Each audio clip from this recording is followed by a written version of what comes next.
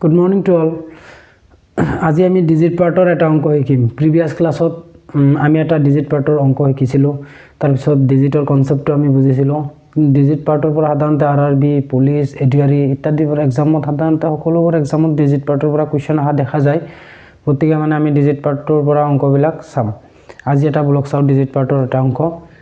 কি আছে ইয়াতে চাওক। If 3 is added to each odd digit, মানে প্ৰত্যেকটা অযুগ্ম সংখ্যা অযুগ্ম যেটো অংক থাকে তাৰ লগত 3 যোগ কৰবা দিছে, and 1 is subtracted from each even digit, আৰু 1 টো প্ৰত্যেকটা যুগ্ম অংকৰ পৰা বিয়োগ কৰবা দিছে। in the number 4251463, এইটো যেটো এটা নাম্বাৰ আছে, এই নাম্বাৰৰ পৰা প্ৰতিটো অযুগ্ম ডিজিটৰ পৰা 3 যোগ কৰবা দিছে অযুগ্ম ডিজিটৰ লগত, আৰু 1 is subtracted from each even digit, আৰু even digit যিবিলাক আছে তাৰ পৰা 1 বিয়োগ কৰবা দিছে।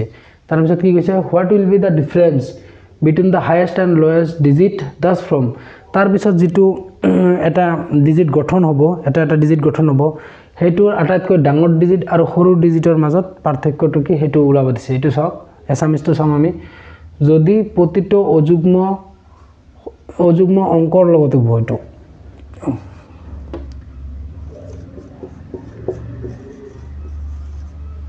যদি প্ৰতিটো অযুগ্ম অংকৰ লগত 3 যোগ কৰা হয়, যেনে ইয়াতে কি আছে অযুগ্ম অংক 5 1 3, এইবিলাকৰ লগত 3 যোগ কৰিব মানে। যদি প্ৰতিটো অযুগ্ম অংকৰ লগত 3 যোগ কৰা হয় আৰু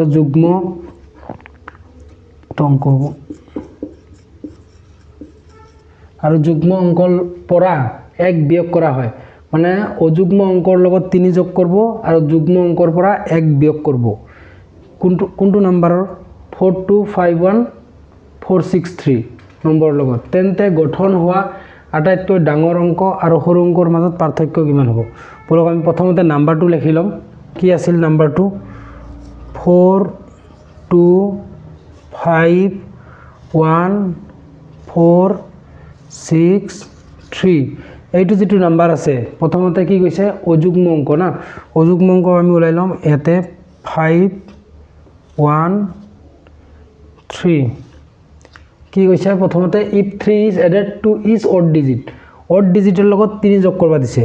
5 আৰু 3 যোগ কৰলে কিমান হ'ব 8, 1 আৰু 3 যোগ কৰলে কিমান হ'ব 4, 3 আৰু 3 যোগ কৰলে কিমান হ'ব 6। হেক প্ৰথম পাৰ্টটো। তাৰ পিছত and 1 is subtracted from each even digit, even digitৰ পৰা 1 বিয়োগ কৰক। 1 বিয়োগ কৰলে 4 ৰ পৰা 1 বিয়োগ কৰলে কিমান হ'ব 3, 2 ৰ পৰা 1 বিয়োগ কৰলে কিমান হ'ব 1, 4 ৰ পৰা 1 বিয়োগ কৰলে কিমান হ'ব 3, 6 ৰ পৰা 1 বিয়োগ কৰলে কিমান হ'ব 5 হল।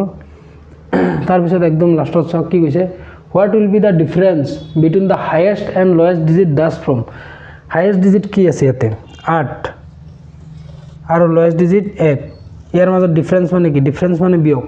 ইয়াৰ পাৰ্থক্য কিমান হ'ব তেতিয়াহলে 8 - 1 = কিমান হ'ব 7। এটাই হ'ব এনসার। এটো বুজি পালে।